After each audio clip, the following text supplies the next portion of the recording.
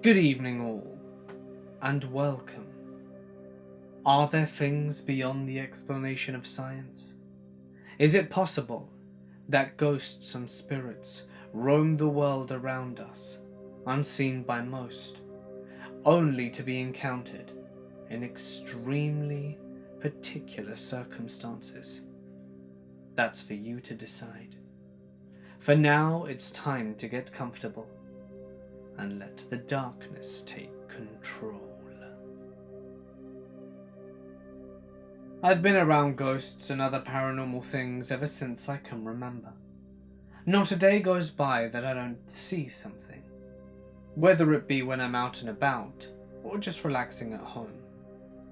The first experience I had, I was too young to remember it, but many times over the next 30 years, my mum would relate the story to me, because it also left an impression on her as well. I was 3 years old in 1984, and I had been sick with a very bad flu for a week. I had been unable to eat very much and had a raging fever, and despite being taken to hospital, none of the doctors could really help me bring down my fever, save for antibiotics and to keep me well hydrated.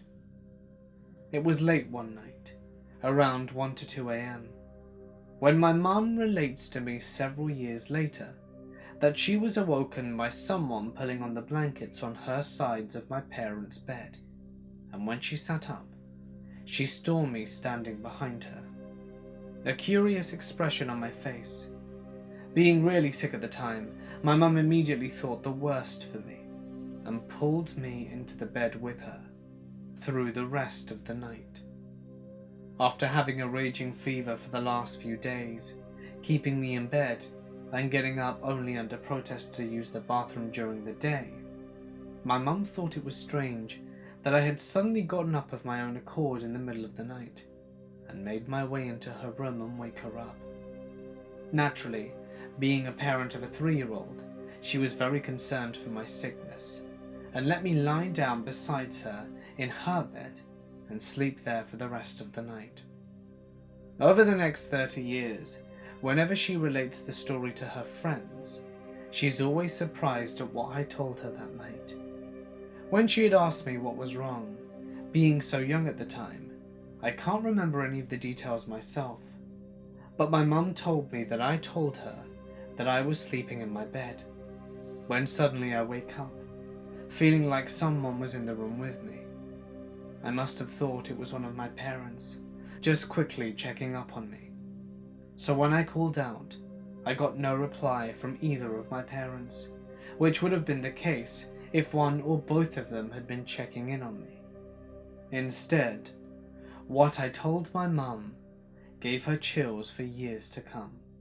She told me to say that I had woken up to see a woman in her mid-70s with short brown/graying hair, wearing a full-length blue dress with a white collar blouse, standing over my bed, a frown on her face. She leant down close to me and rested one of her hands on my burning hot forehead and spoke some words that I couldn't properly hear, like she was whispering or muttering under her breath. It was not even a minute before the woman removed her hand from my forehead, a smile replacing the frown that she had previously worn, and then started to lean back, straightening up. As she did, she started to disappear, not in a wisp of smoke, but gradually her whole body at once, until she was completely gone. I was completely alone in my room once again. It was at this point I had climbed out of my bed and walked down the hall to my parents' room, where I had woken up my mum.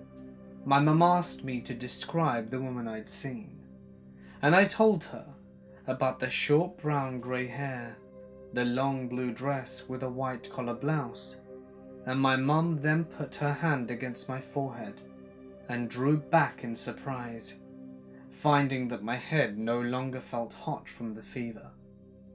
The next morning, my fever had completely vanished, and my mum pulled out a photo album, opened to a picture of an old woman with short brown grey hair.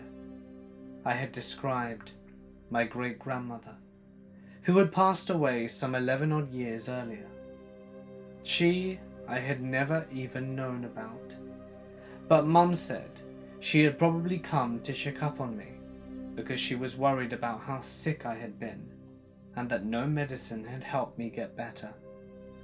Mum also told me a few strange things about my great-grandmother, like how she had once booked a passage on an ocean liner that was sailing out of England to America, but pulled out only hours before checking herself on because of a dream the previous night about the same boat hitting an iceberg and sinking, and that because of her last-minute decision not to go, it was too late to have her luggage removed.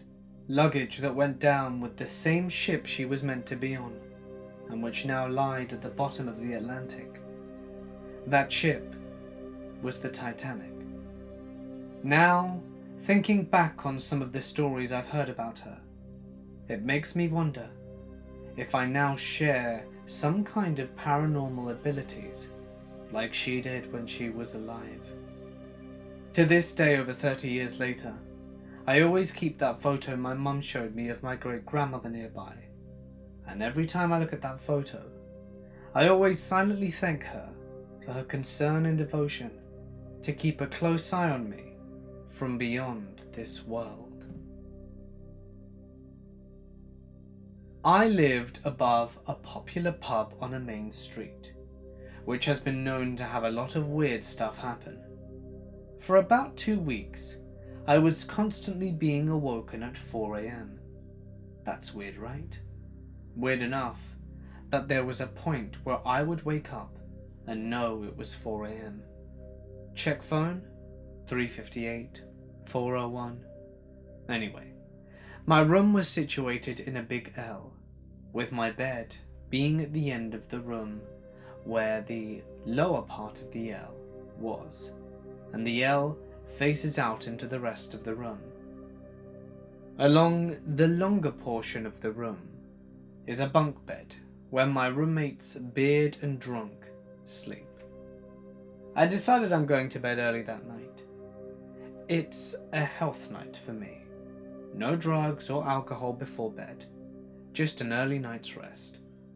Beard is asleep, and I awake to someone in the room. I wake up and sit a little to see the dark outline of a person standing full profile across the room staring at me. I sit up and strain my eyes a bit and ask, "Hey Drunk, you okay buddy? You need help getting up to the top bunk?" Drunk has been known to fall off the top bunk, or pass out on the floor or in the chair in the room. Drunk says nothing, and just eerily stares at me speechless. Weird enough. I figure it was just Drunk, being, well, drunk, and he's so blacked out he's not responding to anything. I put on my glasses and just kind of freeze. "Drunk? Dude, you okay?" I ask again. Drunk walks over to the end of the bunk bed and sits down at the feet of Beard. Beard is sleeping, so naturally I call out to Drunk, "Hey man, don't wake up Beard, come on, let's go dude. I'll help you up to the top bunk." Beard has to be up at 5 a.m, and it'd be shitty if he woke up because his other roommate passed out on top of him. I get up, turn on my phone flashlight, and walk across the room and reach out to Drunk. "Hey dude, let's..." No one's there. No one was there. No one is sitting at the end of the bunk bed. It's just me and Beard in the room. I've never noped the hell out so hard in my life. I turn on the lights and start yelling for Beard to get up. "Dude, did Drunk come home? I swear Drunk is home." Obviously Beard is like, "What the hell dude, no." Drunk came home much later in the night, and the outline of him compared to the figure I saw were different. But I know what the hell I saw. It makes everything about the situation even more messed up, since looking back at it, I had a full-blown conversation with something that was not even in the room apparently. After that, I totally believe in ghosts. Screw that noise, man. Spirits don't like to be messed with. So I was over at my friend's house one night, when my other friend Patrick told us to come upstairs because Sienna wanted us to. We were downstairs in the garage, and Patrick had come up from Brooke's room, where Patrick and Sienna had been. Patrick stated that Sienna was sitting in the corner with her hair in front of her face and face down, and she wouldn't want to come and talk, and Patrick told us she was acting very creepy. We were talking for a bit, and then Sienna came down to try and leave the house immediately. I told her to come upstairs and talk with me and Brooke. As soon as we entered Brooke's room, it was very cold inside. Brooke said, "It's so cold in here. Is there a ghost?" And we laughed it off. We cheered Sienna up after talking for a bit. Then Brooke left to take Patrick home. 2 minutes after Brooke left, I went to fill up Sienna's glass with water, and I left the room and walked past the laundry room, and what I saw scared me to death. I have never felt this sudden coldness run through my body before. I ran back into Brooke's room, and Sienna got scared from the look on my face. She said my face was super pale, and she had never seen me so scared ever. She was so concerned with what happened, until I told her, and she believes me 100%, because she saw the looks and paleness on my face. I immediately called Brooke and told her what happened. She told me she and her brother have seen a white lady in her laundry room pretty commonly, but just try to ignore it. They only see it during the night time. Patrick also believed me. It was his first night at the house, and he said some weird stuff was going on with Sienna, and Patrick was stunned about what I said, and wouldn't stop talking about it the whole ride home back with Brooke. I will never forget what I saw, and as of now, 100% believe in spirits and ghosts. It was about a 6-foot-tall woman, although I only saw the abdomen. Everything else above was greyish and white hair, black mouth, and the eyes were white, but looked like they were wearing eyeshadow. It was next to the hoodies hanging up by the wall across from the washer and dryer. This also matched the same place that Brooke and her brother kept spotting this spirit/ghost. Keep in mind, I matched the exact description and location of what Brooke and her brother saw without even knowing prior, so they believed me right away. Brooke came back to drop me home, and when Brooke and Sienna went back to her room, Brooke's room was nowhere near as cold, and the temperature got colder outside. This is what they told me. It was the only room where the temperature difference was noticed. What I think? Sienna being sad caused the spirit/ghost to feed off her sadness in Brooke's room, which made it very cold. Sienna was not acting normal ever since she started to feel sad, and again, even Patrick stated that she looked like a demon from a movie. When he entered the garage to tell us that Sienna wanted me and Brooke to come upstairs to talk. This house was built in 2004 and has a new owner every year up until 2009. Brooke's dad has been the owner of the house since then, and her dad regularly sees what I saw. I talked to Brooke some more, and she told me her stepmom is always in the laundry room for some weird reason, even when she's not doing laundry. The day after this happened, Sienna became very sick and began puking. She said that she would try to wait out her sickness and see if she got better. This is honestly really scaring me, as there's no real reason why she should have gotten sick this fast. A few years ago, my girlfriend and I were staying at my grandparents' house for a couple of days to help them prepare for our Thanksgiving family gathering. My great-grandmother passed away in the house years after my great-grandfather had passed. She wanted to go home. So, when the time came, we all said our goodbyes. The house had been active since then. My grandparents share the stories of hearing and smelling the coffee being made at the time my great-grandmother would wake up at 5 a.m. They hear people walking through the house while they're in bed, and my grandmother even cried to me about wanting to move out, but my grandfather didn't want to. She seems okay now, but I won't ever forget seeing so much fear inside her. My girlfriend avoids paranormal discussions at all cost. She knew stories about the house and just told me that if she got up to use the bathroom at night, she wanted me to stay awake while she went. Upon going to bed, I fell asleep pretty easily, but as soon as I did, she was screaming at me. "Stop it! That's not funny, we're leaving!" I jolted awake and was trying to calm her. It was a while until she was convinced that I wasn't trying to scare her. She told me she felt 2 fingers walk up her back, grab the collar on the back of her shirt, and jerk it down. I barely convinced her to ride out the night, and even then I had to stay awake and hug her, or shield her from behind until she fell asleep, with the covers over her head. The next night we went out, late, to grab Chinese. Upon returning, my girlfriend went straight to the kitchen and started plating the food. Our grandparents were asleep long before we left. I went to the living room and sat in the PC chair about to turn it on. Out of dead silence, I hear a loud whistling. A tune that was so well rehearsed, a song 10 feet beside me, directly in front of the hutch. My head jerked in the direction where I should have seen someone standing. I couldn't even blink. I feel like the thing should have felt caught and stopped whistling immediately. But no, it goes on for a full 10 seconds while I'm frozen in fear and looking for a face, a source, anything.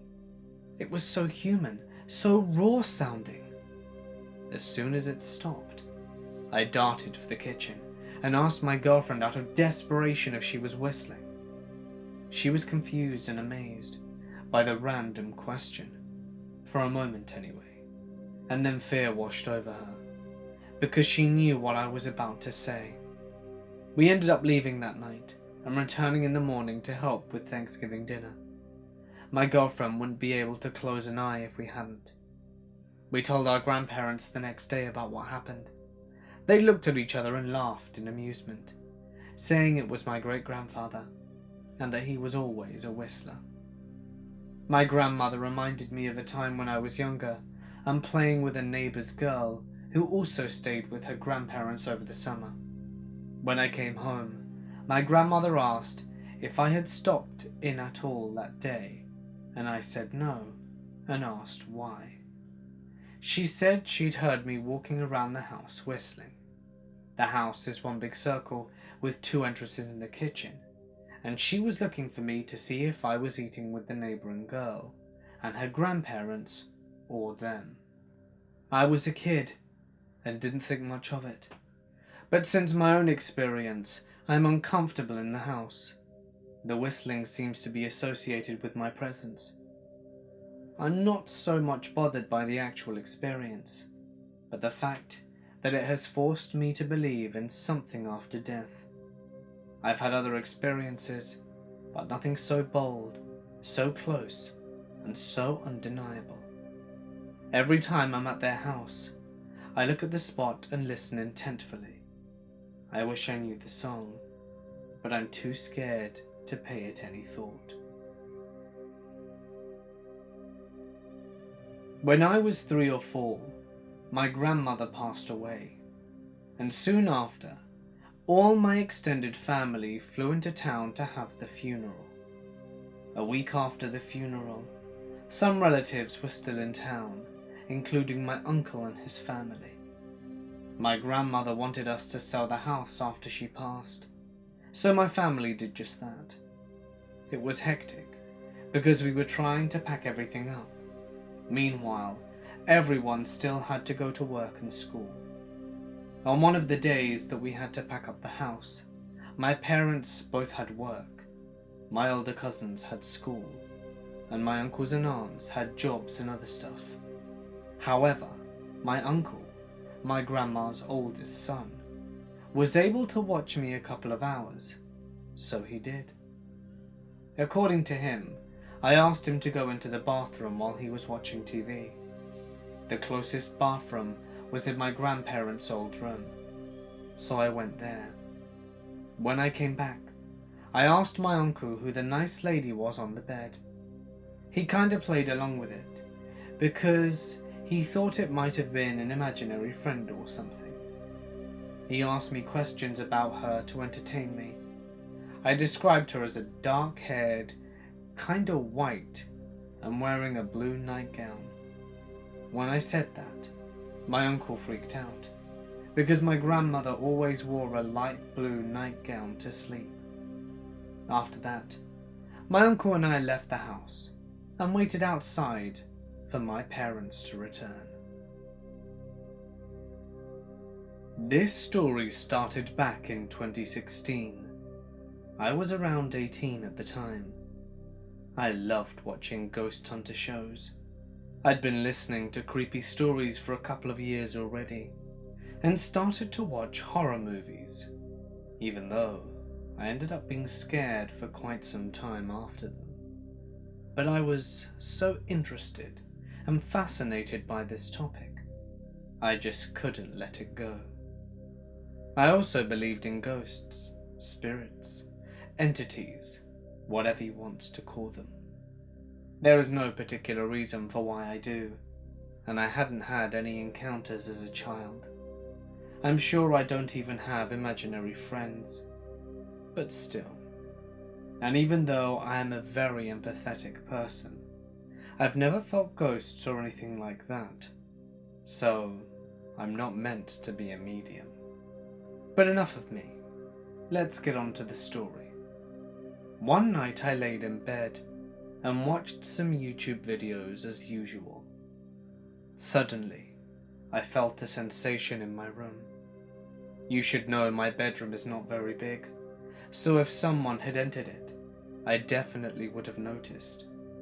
I looked up from my computer and in the direction of where I felt the sensation. It was about 2.5 meters away from me, besides the door, directly in front of my bookshelf.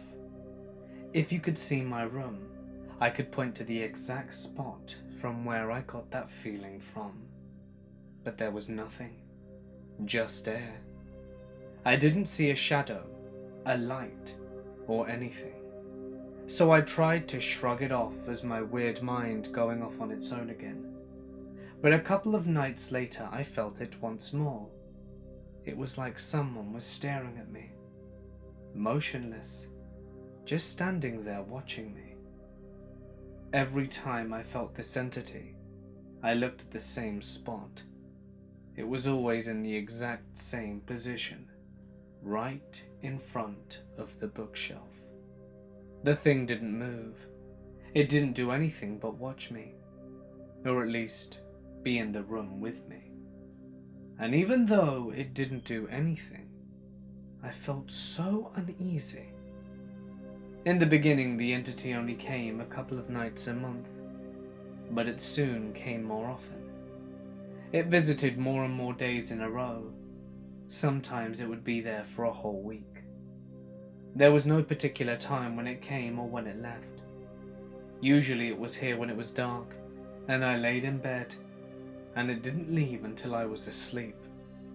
It was never here when the sun was up, only when I was alone at night. I know this must sound like I was just paranoid and afraid of the dark, but I never had felt anything like that in my life. Yes, I did watch scary videos and movies, but I did that for years already. So why had something like that never happened to me before? Our house could not have been the reason why he came.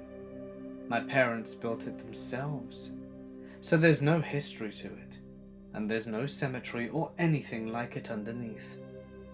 I had also thought about the possibility of my grandparents visiting, but I figured I wouldn't feel so uneasy if it were them. I felt my grandfather before, but this was different. After some time of feeling it in my bedroom, I started to see a picture in my head whenever the entity was with me. I know this must sound weird, but I think in some way it told me what it looked like. Whenever it was here, I felt like it was a young male, between 30 and 35, very tall, slim, with dark hair and dark eyes. And for some reason, I felt like he was from the early 19th century. Maybe a soldier from a war, I'm not sure, because it seemed like he was wearing a uniform. Again, I've never seen a shadow or anything like that, but in my head, it seems like this is what he looked like. And he always hunched over a bit, not like he was picking something up, more like he was sad and tired, perhaps even hurt. One night I'd had enough. I was so scared of him and was constantly thinking what he could possibly want from me. I wished that I could hear something, that he would say something to me, so that I could at least know what he wanted. So I decided to walk up to him the next time I felt him. A short time after, I felt him in my room again, the same spot as usual. So I stood up, walked towards him, and stopped right in front of him. I reached out my hand and said, "If you want to hurt me, this is your opportunity." I stood there with my hand reached out, and the back of my hand facing him, ready for him to touch or even hurt me. I waited. He did nothing. It was quiet, and we stood in front of each other just coexisting. I was very happy with the result. I smiled, thanked him, and got back to bed. I still felt him in my room, but I felt a little less uneasy that night. A couple of months later, in 2017 during the summer, my cousin and I spontaneously decided to go on a trip for 2 days. We went to a lake and stayed over at a small guest house. I was honestly a little happy to get away from my nightly visitor. Yes, that is what it had come to. I was so happy to be away because I was sure the ghost wouldn't follow me, or at least I'd hope not. In that one night that we stayed in the guest house, I had a dream. There was a tall, black figure just standing there looking at me. I couldn't see his face, just the outline of his shadow. I was 100% sure that it was the ghost from my room, but this time he had something with him. Not a person. It was big, a really big wolf. Not a dog, a wolf. It stood beside the ghost, like a pet dog stands by his owner.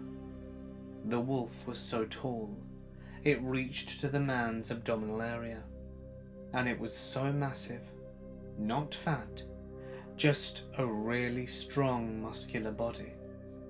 I am sure that they belonged together. I could only see the shadow of the wolves as well, but it was scary nonetheless. I was so happy when I woke up, because I did not enjoy 1 second of that dream, that visit, whatever it was. A couple of days after I got home, I had a hard time falling asleep. That night, I turned around in my bed for so long, I thought I would never sleep that night. Finally, at some point, I managed to reach sweet slumber, but not for long. I woke up a couple of minutes later, but only to find myself in some sort of sleep paralysis. I heard of it a couple of times before, but I was sure that this was not just sleep paralysis. What made mine so different is what happened during the time I couldn't move. I laid there, unable to do anything, but I could see and hear and feel everything else, and unfortunately, it was not the nothingness of my dark room. At first, I noticed a sound, a breathing sound, not from a person, from an animal. Not from any animal. It was the breathing sound of a wolf. And the second thing I noticed was the wind that blew across my face. The wolf sniffed my face. I could feel his every breath running across my skin. My eyes were wide open, but I could only see the ceiling. No wolf. I couldn't move, couldn't scream, and even my breath was limited. But somehow I managed to clench a fist, raise my arm, and punch right above my face where the wolf's head was. As soon as I did that, it was over. When my arm flew over my head, the wolf was gone. The breathing was gone. The paralysis was gone. I sat up and looked around, but there was only my empty room. I was so terrified that I crawled under the blanket and pulled it up to my chin, even though it was a hot summer night. But I couldn't feel comfortable in any other way that night. After that incident, I never felt the wolf in my room again. The man came to visit me a few more times, but he did nothing but stand and watch from my bookshelves as usual. I left to become an au pair for a year that September, and was curious if the ghost would follow me, but he didn't. From time to time I had to think about him, when I thought about going back home, and if he'd still be there. Ever since I'm back, I haven't felt he's with me. It's like he never existed, besides the memories I have. Now I know that it was stupid to tell the ghost that he could hurt me if he wanted to. I've heard stories where ghosts push, punch, and scratch people. Even a story where a ghost killed someone, and I believe them all. But I just had to know if he wanted to hurt me as well. But I know that it was one of the most stupid ideas to try and punch a wolf. You don't punch ghosts. But in that moment, I was so afraid. It was like a panic mechanism. Maybe it all was in my head. Maybe there never was anyone in my room. Maybe I had imagined it or become paranoid because of all the creepy stories I listened to. But if so, why didn't it happen before? Why doesn't it happen now? And the sleep paralysis? If it was what I thought, or I was kept being possessed by the wolf ghost, this was not the usual sleep paralysis. At least I think so. Do you feel anything like that when you're in sleep paralysis? This has never happened to me before or ever again, only at the time where the animal was there and sniffed my face. I wish I knew what the ghost and his pet wolf wanted, what they tried to do, or if there was anything that I could have done to help them. Maybe they didn't know that they were dead and wandered around the earth without any chance of going onto the other side. I wish I knew. If anyone has ever experienced something like that, what would you do in a situation like this? And to the man and his wolf, I hope we never meet again. One night when I was 10, I was asleep in bed and was woken up by my bedroom door opening, then someone sitting on my bed. I felt the graze on my leg, and then the bed sink as they sat.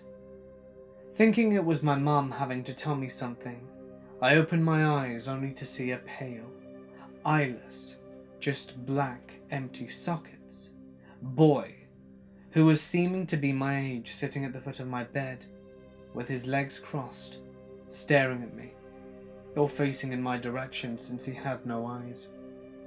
He then reached his hand towards me, and he was holding what looked like a little black box.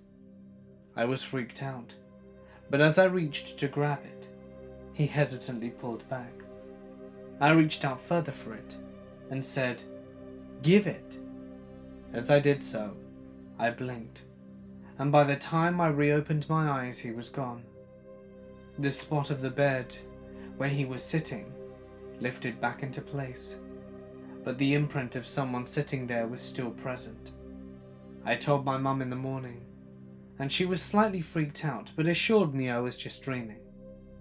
Fast forward 5 years. I had my girlfriend over to do homework. After homework, she took a nap while she waited for her parents to pick her up. When they arrived, I tried waking her to let her know. I nudged her, and she opened her eyes so suddenly, already looking in the direction of the corner of the room, where the walls meet the ceiling. She lifted her finger and pointed, and as fast as she woke, she fell asleep again. I attempted to wake her up, and she came to full consciousness, and I asked her what the hell that was about, and she explained what she just did. "Oh, I thought I was dreaming, but up on the wall I saw a little boy with no eyes, just there in a Spider-Man pose staring at me." That's when I freaked out, and told her the story, for the first time, of when I saw the same kid. Fast forward another 5 years, still with the same girlfriend, and by this time we had a 2-year-old daughter. We were living in my old bedroom at my parents' house, and my daughter would wake up at the very same time every night and start talking. For a while we thought it was a normal baby thing, until I noticed it was almost the same conversation every night. I playfully asked her one night who she was talking to. She responded, "A little boy. He talks to me. He's nice. He's lost his mummy." I told my mum what happened the next morning, and before I got to tell her what I thought, she said, "I remember when that happened to you, then your girlfriend. I have no idea what that is." By then, neither my girlfriend or I have seen the little boy after our first encounter, but my daughter continued her nightly conversations until we got a place of our own later that year. On Christmas Day, my great-grandmother was hospitalized due to an infection caused by her kidney dialysis. She went downhill from there and passed away in the morning of January 16th. To start the whole thing off, my grandfather had loaded a bunch of Johnny Reed onto his iPod for her to listen to while she was in the hospital. He did so, brought the iPod home the night before to charge it the night before she passed away. He was awoken at 7 a.m. to his iPod playing Dance With Me, her favourite song. They went to the hospital, and she passed 2 hours later. At Christmas Eve, we had a family gathering with all of her children, grandchildren, and great-grandchildren. There are 4 great-grandchildren, and she has contacted 3 of us. The first was my little cousin Barry. He often has night terrors and runs into his parents' room crying. And 2 nights after she'd passed away, Barry walks into his parents' room and asks them, "What does see ya mean?" They explained and asked why. He responded with, "Grammy came to visit and said see ya." The second was my other little cousin, who lives on the other side of Canada, Madison. She wasn't yet told about her great-grandmother's passing away, but she had been telling her mother and father about a rainbow angel that she had been playing with. She does not scare her, but calms her. The third was me. 2 days ago during the funeral, I was sitting in the front row, about 10 minutes before it was going to start. As clear as day in my right ear, I heard her say, "Bye, honey," like she would always say when I was leaving her house. It was clear enough that it made me turn and look. It is personally relieving that she isn't going through the dialysis treatments anymore, as it caused her more suffering than anything else. But I will miss her more than anything. These events have just come as a surprise to me, because very few members of my family believe in paranormal things. So I've been living in a house with paranormal activity on and off for about 4 years. The occasional footsteps, random things falling, sleep paralysis. But I guess Mr. Ghost has decided to level up. Mega Ghost. First, he tried to mimic my cat. It was summertime, so I decided to sleep in the spare bedroom in the basement, my brother's room, because it's colder there. Mind you, my cat never sleeps in my room overnight, and my door is always closed. While I was sleeping, I felt an animal jump on my bed and sleep right against my thigh like my cat usually does. I was scared, so I kept my eyes closed for a few minutes, and when I got the courage to turn on my lights, nothing was there. There was also, on one night, my brother was visiting from university, and he texted me asking why I was crying, as his bedroom is directly under mine. And it was only me, him, and my cousin at home. Our cousin was playing on the PS4, so it couldn't have been him. I told my brother that I wasn't crying, and he didn't believe me, saying that it sounded exactly like my cry the day prior. The day before I was sobbing because of a reason I'd rather not get into, but I was over it within a few hours, and that it sounded like it was coming from my room. The third and most recent incident happened yesterday. My mum and dad left early in the morning to go for a day trip. My aunt woke up and heard my mum talking and laughing. My aunt assumed that my mum hadn't left yet, and that she was on the phone. My aunt knew that they were supposed to leave in the morning, and was curious as to why they were still here. When she realized that they had already left, she scheduled a prayer at the house ASAP. I've never necessarily felt threatened by any of these paranormal experiences, but I feel like mimicking family members is a little much. Does anyone have any similar stories or experiences? Is this a ward or a ghost? I had just moved back to my hometown after attending an art school for 2 years. The only apartment I could find was a really dumpy loft over a warehouse for $50 a month. This was in 1971, way before these kinds of apartments were cool. This was cheap, even for back then, and though I wondered a bit about it, it wasn't totally out of the norm. It did have tall windows and skylights, so it worked great for a studio.